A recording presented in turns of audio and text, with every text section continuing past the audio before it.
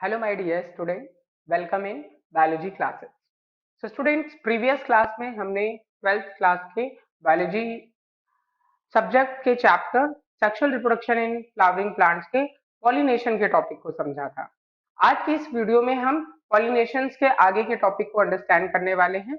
Means मैंने previous lecture में आपको ये बताया था कि पॉलिनेशन क्या होता है, पॉलिनेशन क्यों होता है, पॉलिनेशन के क्या क्या मेथड होते हैं। दैट मीन्स मैंने आपको ये बताया कि पॉलिनेशन के कितने टाइप थे, जिनमें मैंने आपको सेल्फ पॉलिनेशन, क्रॉस पॉलिनेशन और एनसीईआरटी वाइज जो हमने पॉलिनेशन के टॉपिक पढ़े, जिनमें मैंने आपको ऑटोगैमी, जिटनोगैमी और जीनोगैमी के बारे में बताया। और उसके साथ ही साथ ये भी बताया कि जो हमारे फ्लावरिंग प्लांट्स होते हैं जिनमें सेल्फ पॉलिनेशन की प्रोसेस होती है, वो प्रिवेंट करते हैं कि उनमें सेल्फ पॉलिनेशन की प्रोसेस ना हो। मतलब वो चाहते हैं कि उनमें पॉलिनेशन की प्रोसेस ना हो बिकॉज ऑफ जेनेटिकली वेरिएबिलिटी नहीं प्रेजेंट होती सेल्फ पॉलिनेटिंग फ्लावर में।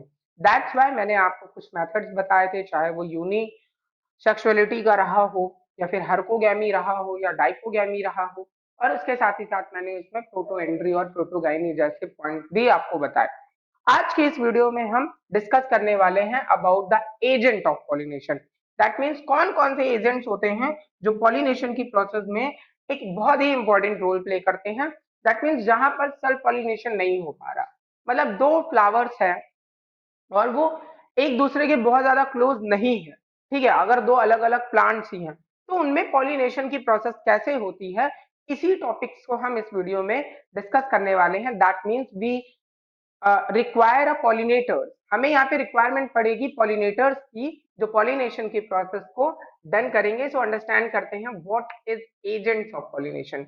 सो for the today we discuss about the topic which is agent of pollination. So students, pollination के एजेंट्स क्या होंगे? अगर एजेंट्स की बात करें, यहाँ फैक्टर्स की बात करें जो पॉलिनेशन की प्रोसेस में एक इंपॉर्टेंट रोल प्ले करते हैं, तो टू टाइप के एजेंट्स होते हैं हमारे पॉलिनेशन की प्रोसेस में जो इन्वॉल्व होते हैं। फर्स्ट वंस को हम क्या बोलते हैं? फर्स्ट वन को हम बोलते हैं abiotic agents. Okay, abiotic agents हो जाएंगे। एंड जो अनदर वन होते हैं हमारे, वो क्या होते हैं? बायोटिक एजेंट्स होते हैं। मतलब ऐसे एजेंट जो कि फिजिकल हैं, मतलब नॉन लिविंग थिंग्स हैं। नॉन लिविंग थिंग जब बिहेव करेगी एज अ पॉलिनेटर, जिनकी वजह से पॉलिनेशन हो पाएगा या फिर वो एजेंट्स होंगे पॉलिनेशन के, तो उन्हें हम एबायोटिक पॉलिनेशन बोलेंगे, एबायोटिक एजेंट्स बोलेंगे। बिकॉज ऑफ ए मीन्स क्या होता है? अब्सेंट होता है, बायो मीन्स लाइफ होती है, मतलब ऐसे एजेंट जिनमें लाइफ नहीं है बट वो पॉलिनेशन की प्रोसेस कर रहे हैं, तो उन्हें हम एबायोटिक एजेंट्स बोलते हैं। और दूसरे ऐसे जो बायो लाइफ है, ठीक है, लिविंग है, और वो पॉलिनेशन की प्रोसेस अगर करते हैं तो इन्हें हम क्या बोलेंगे? इन्हें हम बोलेंगे बायोटिक एजेंट।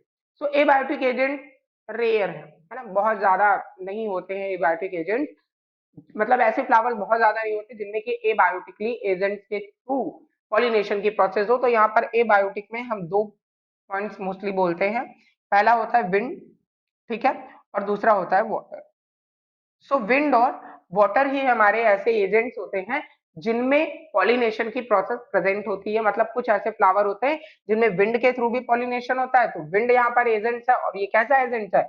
एबायोटिक। लाइफ होती है क्या विंड में? बिल्कुल भी नहीं। देन उसके बाद वाटर, वाटर भी हमारा क्या होता है? एबायोटिक एजेंट होता है, बट ये पॉलिनेशन में एक इंपॉर्टेंट रोल प्ले करते हैं। बट स्टूडेंट यहाँ पर क्या है ना, मैंने आपको बताया ना कि एबायोटिक एजेंट रेयर है, बहुत ज्यादा नंबर्स में नहीं होते ऐसे फ्लावर जिनमें एबायोटिक एजेंट्स के थ्रू पॉलिनेशन होता है। बट बायोटिक की बात करें तो मोर इन नंबर्स में प्रेजेंट होते हैं हमारे फ्लावरिंग प्लांट जिनमें बायोटिक एजेंट्स के थ्रू पॉलिनेशन की प्रोसेस होती है। अब विंड के थ्रू अंडरस्टैंड करते हैं कि विंड के थ्रू पॉलिनेशन कैसे होता है। भाई सिंपल सी बात है, यहाँ पर पॉलिन ग्रेन में क्या क्या चेंजेस होने चाहिए। मतलब ऐसा नहीं है, कुछ ना कुछ तो एडॉप्टेशन प्रेजेंट होगी ना हमारे पॉलिन ग्रेन में, जिसकी वजह से उनमें विंड के थ्रू पॉलिनेशन की प्रोसेस हो पाए। तो कौन सी थिंग्स है जो रिक्वायर्ड होती हैं ऐसे पॉलिन ग्रेन जिनमें विंड के थ्रू पॉलिनेशन हो सके? तो फर्स्ट पॉइंट मैं बताना चाहता हूं आपको, विंड के थ्रू पॉलिनेशन जिनमें होगा वो पॉलिन ग्रेन कैसे होने चाहिए? लाइट होने चाहिए, हल्के होने चाहिए, तभी तो उड़ पाएंगे ना वो। भाई विंड उड़ा करके लेके जाएगी ना स्टिग्मा के पास, तो सिंपल सी बात है कि वो हल्के होने चाहिए, लाइट होने चाहिए। उसके साथ ही साथ फीदरी होने चाहिए, मतलब थोड़े बहुत पंख तो नहीं बोलेंगे कि बर्ड नहीं हो जाएगा पॉलिन ग्रेन, बट फीदरी होना चाहिए स्ट्रक्चर, ताकि वो वाटर करंट विंड करंट के साथ, एयर करंट के साथ उड़ सके, ठीक है। और उसके साथ ही साथ नॉन स्टिकी होना चाहिए। भाई मान लीजिए ये है हमारा एक फ्लावर है, और ये यहाँ पर उसके पॉलन ग्रेन लगे हैं, ये कैप क्या है, पॉलन ग्रेन। अब अगर ये स्टिकी होगा, अब हवा चल रही तो क्या ये इसे उड़ा करके ले जा पाएगा? नहीं। लेकिन अगर ये हल्का है, ठीक है, और ये नॉन स्टिकी है, तो हवा चली, ये हवा आई और इसको भी अपने साथ उड़ा करके लेकर के चली जाएगी, और स्टिग्मा पर ले जा करके क्या करा देगी, लैंड करा देगी इनको। तो ये प्रोसेस क्या होगी, विंड के थ्रू हो रही है। तो यहाँ पर मैंने आपको क्या फैक्ट बताए कि लाइट होना चाहिए, पहली बात तो हमारा पॉलन ग्रेन, दूसरा ये नॉन स्टिकी होना चाहिए, और तीसरा पॉइंट मैंने क्या बताया कि ये फीदरी हो तो ज्यादा अच्छा है, और फिर वाटर करंट के साथ ये आसानी से उड़ सके, एंड देन ओपन फ्लावर हो, एंथर जो हो वो थोड़ा सा लार्ज हो, ताकि वो वाटर करंट के साथ खुद को रिलेट कर सके। ओके, सो यहाँ पर क्या होगा, विंड के थ्रू आपका पॉलिनेशन की प्रोसेस होगी। पाम ट्री जो हमारे होते हैं उनमें मोस्टली विंड के थ्रू पॉलिनेशन होता है, बट आप जानते हैं विंड के थ्रू पॉलिनेशन में हमारा बहुत नुकसान होता है, मतलब हमारा नहीं, प्लांट्स का, क्योंकि आपको पॉलन ग्रेन बहुत ज्यादा बनाने होंगे, न्यूमेरस नंबर्स में पॉलन ग्रेन फॉर्म करने होंगे, तभी जाकर के भाई, जरूरी थोड़ी ना है कि हवा चल रही है तो वो स्टिग्मा पर ही जाए, पॉलन ग्रेन इधर उधर भी तो जा सकते हैं ना, तो वेस्ट बहुत होते हैं पॉलन ग्रेन, ये इनका सबसे बड़ा डीमेरिट होता है। तो चाहे विंड की बात करें या वाटर की बात करें, यहाँ पर जो भी पॉलिनेशन हो रहा है उनमें वेस्ट बहुत हो रहे हैं पॉलन ग्रेन, तो ये इनकी क्या है, बहुत बड़ी डीमेरिट है एबायोटिक की। इसी वजह से मैंने बताया कि बहुत सारे प्लांट्स में एबायोटिक एजेंट्स के थ्रू पॉलिनेशन की प्रोसेस नहीं होती। पाम ट्री क्या हो जाएगा, एग्जाम्पल हो जाएगा। अगर मैं यहाँ पे बोलूं साइंटिफिक वर्ड में या स्पेशल वर्ड्स में, हम विंड के थ्रू पॉलिनेशन को क्या बोलते हैं, तो इसे हम बोलते हैं एनिमोफिली, ठीक है। पॉलिनेशन को हम क्या बोलते हैं, एनिमोफिली बोलते हैं। तो स्टूडेंट होपफुली आपको विंड के थ्रू पॉलिनेशन समझ में आ गया होगा। नेक्स्ट अब हम यहाँ पे डिस्कस करने वाले हैं वाटर के थ्रू पॉलिनेशन की। अब वाटर के थ्रू, जैसे इसे एनिमोफिली बताया, तो वाटर के थ्रू पॉलिनेशन होने पे हम क्या बोलते हैं इसे, तो वाटर के थ्रू पॉलिनेशन में हम बोलते हैं इसे स्पेशल वर्ड में या साइंटिफिक वर्ड में हाइड्रोफिली। तो हाइड्रो का मतलब तो जानते ही हो आप लोग, है ना, वाटर। तो यहाँ पर जब हाइड्रोफिली की बात करते हैं, तो जो भी हमारे एक्वेटिक प्लांट होंगे, भाई वाटर की बात करेंगे तो एक्वेटिक प्लांट, यही आपके दिमाग में आएगा ना। तो अभी हम आपकी इस एक्सेप्शन को, मतलब आपकी दिमाग की इस थिंकिंग को अभी चेंज कर देंगे, बिल्कुल एकदम अच्छे से चेंज करेंगे कि नहीं भाई, वाटर में प्रेजेंट होने वाले हर प्लांट में वाटर के थ्रू ही पॉलिनेशन नहीं होता, ठीक है। तो ऐसे प्लांट जो वाटर में टोटली डिप्ड होते हैं, डिप्ड एक्वेटिक प्लांट जो हमारे हैं, उनमें वाटर के थ्रू पॉलिनेशन होगा, और वेलिस्नेरिया इसका बेस्ट एग्जांपल होता है, ठीक है। इसके अलावा जो भी हमारे लोअर प्लांट्स होते हैं, मतलब एंजियोस्पर्म्स के अलावा, फॉर एग्जांपल एल्गी है, ब्रायोफाइट्स है, टेरिडोफाइट्स है, इनमें हम बताते हैं कि इनमें तो वाटर के थ्रू ही पॉलिनेशन होगा, मतलब वाटर के थ्रू ही जो मेल गैमेट्स होते हैं वो जाते हैं फीमेल गैमेट के पास। और ऐसी बातें आपने ब्रायोफाइट्स में 11th क्लास में पढ़ी होंगी कि ब्रायोफाइट्स में जो मेल गैमेट्स है वो फीमेल की आर्चिगोनिया पर, मतलब जो एंथेरोजॉइट्स होते हैं वो फीमेल की आर्चिगोनिया पर कैसे रीच होते हैं, तो वो रीच होते हैं थ्रू द वाटर। एंड यहीं पर एक फैक्ट और बताऊंगा, ब्रायोफाइट्स में पढ़ा था हम लोगों ने कि ब्रायोफाइट्स में for the fertilization water is essential medium, मूड है वहां पर वाटर, और वाटर नहीं होगा तो फर्टिलाइजेशन नहीं होगा, और फर्टिलाइजेशन नहीं होगा तो सिंपल सी बात है, ये जो प्रोसेस हम पढ़ रहे हैं पॉलिनेशन की, वो नहीं हो पाएगी, ठीक है। तो यहाँ पर वाटर के थ्रू अगर पॉलिनेशन हो रहा है तो उसे हम क्या बोलते हैं, हाइड्रोफिली बोलते हैं, और वेलिस्टेरिया इसका बेस्ट एग्जाम्पल है। फिर मैंने बोला कि जितने भी एक्वेटिक प्लांट्स हैं उन सब में वाटर के थ्रू पॉलिनेशन नहीं होता, तो क्यों बोला, रीजन क्या था। अगर हम यहाँ पर वाटर लिली की बात करते हैं, वाटर हाइसेंथ की बात करते हैं, तो इनमें वाटर के थ्रू पॉलिनेशन नहीं होता, इनमें इंसेक्ट के थ्रू पॉलिनेशन होता है। तो ये बात भी आपको याद रखनी है, दिमाग में रखनी है कि इनमें इंसेक्ट के थ्रू पॉलिनेशन होता है। क्लियर है इतना। नेक्स्ट आगे बात करते हैं हम लोग, मतलब हमने यहाँ पर वाटर के थ्रू बात कर ली है ना, हम लोगों ने हाइड्रोफिली मतलब बात कर ली, वेलिशनेरिया और हाइड्रिला जो कि सबमर्ज प्लांट होते हैं, वाटर में एकदम डूबे हुए हैं, और उनमें वाटर के थ्रू पॉलिनेशन पॉसिबल है। तो होपफुली आपको एबायोटिक जो भी हमारा पॉलिनेशन है ये बिल्कुल समझ में आ गया होगा, चाहे वो एनिमोफिली एयर के थ्रू या हाइड्रोफिली वाटर के थ्रू पॉलिनेशन की बात रही हो। नेक्स्ट फैक्ट आते हैं हम यहाँ पर बायोटिक एजेंट्स के बारे में। अब बायोटिक एजेंट्स के बारे में अगर स्टूडेंट्स मैं आपको बताऊं, तो बायोटिक कौन है, लाइफ किसमें है, प्लांट्स और एनिमल में ही तो है। अब प्लांट्स की बात करें तो सिंपल सी बात है, इनमें पॉलिनेशन कौन करा रहा होगा? इनमें पॉलिनेशन कराते हैं एनिमल्स। ठीक है, अब एनिमल्स कुछ भी हो सकते हैं, इंसेक्ट हो सकता है ना, हमारा एलिफेंट्स हो सकता है, तो ये सब क्या है, एनिमल्स में आते हैं। तो जब एनिमल के थ्रू हम पॉलिनेशन की बात करते हैं तो इन्हें हम साइंटिफिक वर्ड में अच्छे खासे शब्द में क्या कहते हैं, हम इन्हें जूफिली कहते हैं। ठीक है, तो यहाँ पर अगर हम बायोटिक एजेंट्स की बात करें और एनिमल्स के थ्रू अगर पॉलिनेशन की बात करें तो इसे हम जूफिली बोलते हैं। जैसे हमने हाइड्रोफिली और एनिमोफिली बोला था, तो इसे हम जूफिली बोलेंगे। अब एनिमल्स भाई बहुत टाइप के हैं, बहुत टाइप के एनिमल्स हैं जो पॉलिनेशन की प्रोसेस करते हैं, और जो मोस्ट मोस्ट मोस्ट इंपॉर्टेंट है, मतलब जिनको हम बहुत अच्छे से जानते हैं। भाई हम गार्डन में गए घूमने, वहां पर हम देख रहे हैं भंवरा नाच रहा है फूलों के ऊपर। क्यों नाच रहा है? पॉलिनेशन कराने के लिए। बट उसका भी कुछ ना कुछ रिवॉर्ड है वहां पर, है ना। देन उसके बाद दूसरी चीज हम क्या जानते हैं कि जो भी हमारे बायोटिक में मतलब इंसेक्ट एक तरीके से है, तो भंवरा नाच रहा है, बम्बल बी आप जिसे बोलते हो, बटरफ्लाई आप जिसे बोलते हो, बहुत अच्छी लगती है और वो फूलों के साथ रहती है, वो भी पॉलिनेशन में एक बहुत ही इंपॉर्टेंट रोल प्ले करती है ना। तो जितने भी हमारे इंसेक्ट्स हैं बच्चा, ये सब एक तरीके के पॉलिनेटर हैं, और ये फ्लावर के पास क्यों जा रहे हैं? अपना रिवॉर्ड लेने। फ्लावर उनको रिवॉर्ड देता है बिकॉज ऑफ वो पॉलिनेशन कर रहे हैं। ठीक है, तो अगर हम इंसेक्ट की बात करें और इंसेक्ट की बात करूं मैं, तो इंसेक्ट को हम क्या बोलते हैं? अगर इंसेक्ट के थ्रू पॉलिनेशन होगा तो इसे हम सिंपल वे में बोलते हैं इंटमोफिली। आपको बता दूं, स्टडी ऑफ इंसेक्ट को इंटमोलॉजी बोलते हैं, तो ये वर्ड वहीं से आया है। इंटमोफिली हम बोलते हैं अगर इंसेक्ट के थ्रू होगा पॉलिनेशन। और आपको बेस्ट एग्जांपल पता है सैल्विनिया। सैल्विनिया का येलो कलर का फ्लावर होता है, प्लेटफॉर्म लाइक स्ट्रक्चर होता है। ठीक है, अब यहाँ पर क्या होता है, ये जो इसकी पेटल है, इससे जुड़े हुए आपके थोड़े से क्या है, पॉलन ग्रेन वाला स्टेमेन का स्ट्रक्चर होता है, और यहाँ पर आकर के वो बैठता है जो आपका इंसेक्ट है। ठीक है, ये लग रहा है कुछ इंसेक्ट जैसा। ठीक है, ये इंसेक्ट आके यहाँ बैठता है, तो जैसे ही ये बैठेगा, ये फूल थोड़ा सा हिलेगा। भाई वो बैठेगा तो हिलेगा, जब वो हिलेगा तो ये क्या है, इसकी इसके जो फीडर्स है उनसे कहीं ना कहीं इनके विंग से अटैच होगा, जुड़ेगा ये हमारा जो पॉलिन ग्रेन है। और जिनमें भी इंसेक्ट के थ्रू पॉलिनेशन होता है बच्चा, वो स्टिकी होते हैं। अभी मैंने आपको बताया था विंड के केस में non sticky pollen grain, but जब आप यहाँ पर बात करोगे किनकी, बात करोगे इंसेक्ट के थ्रू जिनमें पॉलिनेशन होता है, वो स्टिकी होते हैं, है ना, नॉन स्टिकी नहीं होते, ताकि वो चिपक जाए। इससे चिपक जाए, उस इंसेक्ट से, उस इंसेक्ट की बॉडी की सरफेस से, ताकि और फिर जब वो वापस जाए किसके ऊपर, स्टिग्मा के पास जाए, फीमेल रिप्रोडक्टिव पार्ट्स के पास जाए, तो वहां पर भी ये बहुत आसानी से क्या हो जाए, चिपक जाए। इस वजह से ये क्या होते हैं, स्टिकी होते हैं। ये बात याद रखिएगा। और रिवॉर्ड क्या मिलता है इनको, जो भी एनिमल्स होते हैं, जो भी इंसेक्ट्स होते हैं, उनको रिवॉर्ड मिलता है नेक्टर का। नेक्टर मिलता है उनको, फूड मिलता है, न्यूट्रिशन मिलता है, खाना मिल रहा है उनको।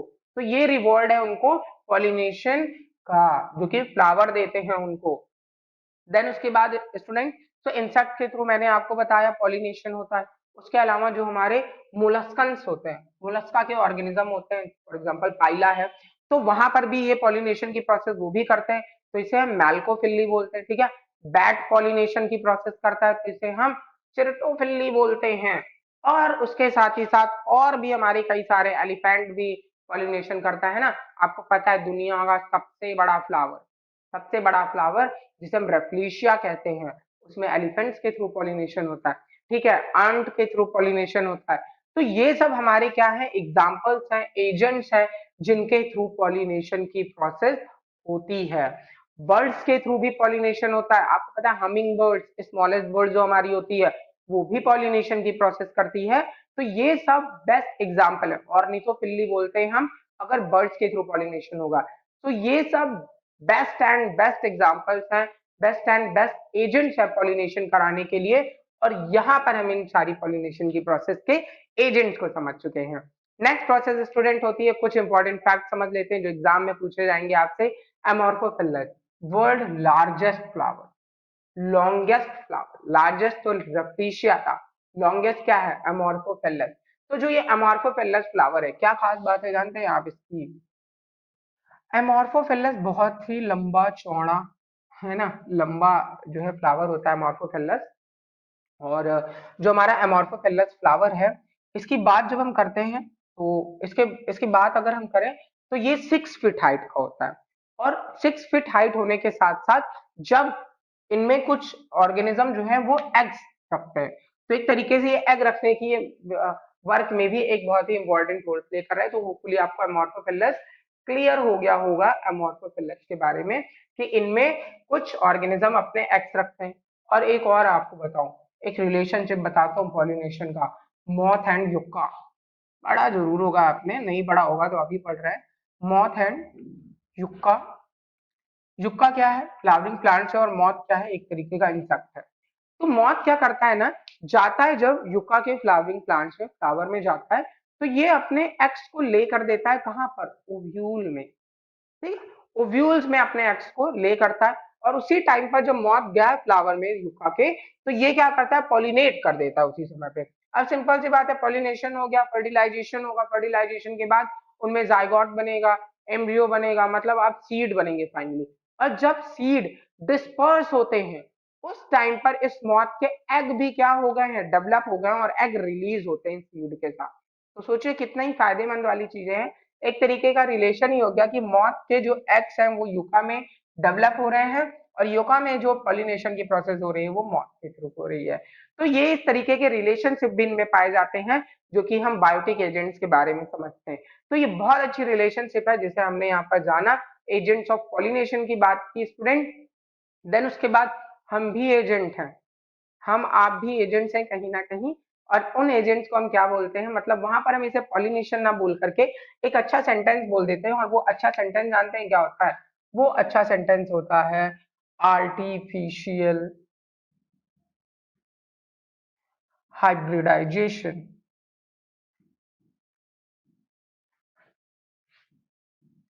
अब स्टूडेंट्स, अगर मैं आपको बताऊं यहाँ पर आर्टिफिशियल हाइब्रिडाइजेशन के बारे में, तो आर्टिफिशियल कहीं भी वर्ड दिखता है, मतलब कौन होता है वहां पर? हम इन्वॉल्व होते हैं, ह्यूमन बीइंग इन्वॉल्व होते हैं। और हाइब्रिडाइजेशन का मतलब आप जानते हैं कि टू डिफरेंट थिंग ली हैं आपने, टू डिफरेंट, एक ही चीज नहीं है, सिमिलर चीज नहीं है, और उनके बीच में आप पॉलिनेशन कराने वाले हो। ठीक है, तो ऐसा पॉलिनेशन जिसमें ह्यूमन बीइंग इन्वॉल्व हो, और इसे हम एक बहुत ही खास तरीके से करते हैं। ठीक है, मान लीजिए यहाँ पर क्या है, हमारे पास एक प्लांट है, बना दिया भाई। ठीक है, यहाँ पर एक फ्लावर है, ये भी बना दिया मैंने, ये लो भाई। हमारा एक प्लांट भी हो गया, हमारे पास एक फ्लावर भी हो गया। अब इस प्लांट में मेल और फीमेल दोनों रिप्रोडक्टिव पार्ट प्रेजेंट है। ठीक है, आपने कहा हाँ सर, दिख रहे हैं हमको मेल और फीमेल रिप्रोडक्टिव पार्ट प्रेजेंट है। अब हमने क्या किया, यहाँ से मेल पार्ट को रिमूव कर दिया with the help of forceps. With the help of a forceps हमने मेल पार्ट को रिमूव कर दिया। तो इस प्रोसेस को हम क्या बोलते हैं? इमैस्कुलेशन। ये देखिए रिमूव कर दिया मैंने। ठीक है, इमैस्कुलेशन बोलते हैं removal of the male part और एंथर पार्ट और स्टेमन पार्ट फ्रॉम द फ्लावर। और उसके बाद हमने क्या किया, इसे बैगिंग कर दी। बैग में छोटे छोटे पोर हैं भाई, ताकि इसे एयर मिलती रहे फ्लावर को।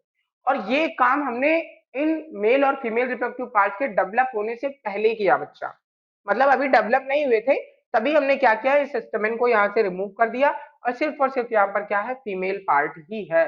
ठीक है, अब उसके बाद हम क्या करेंगे, अपना desired pollen grain.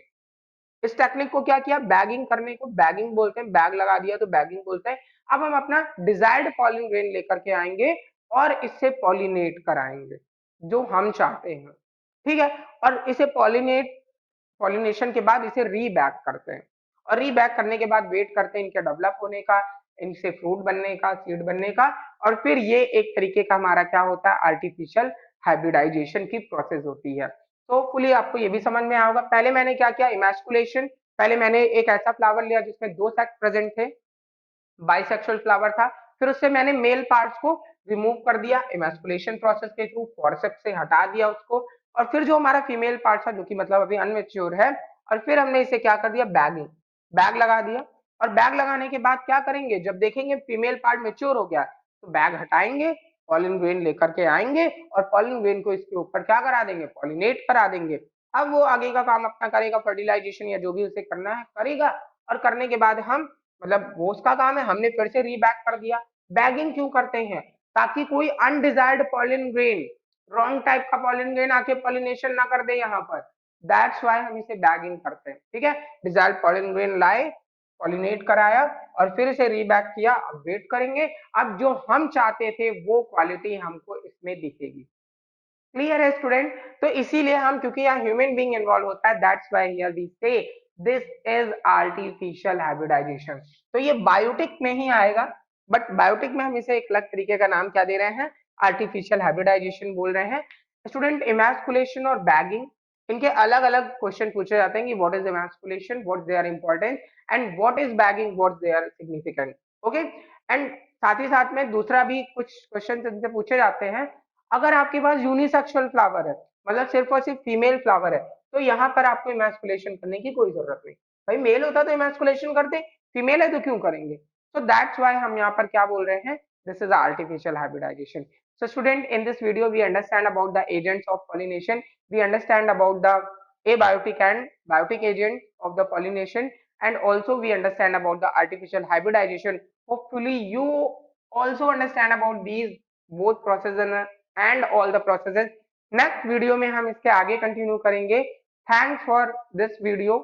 Thanks for watching student. Thank you.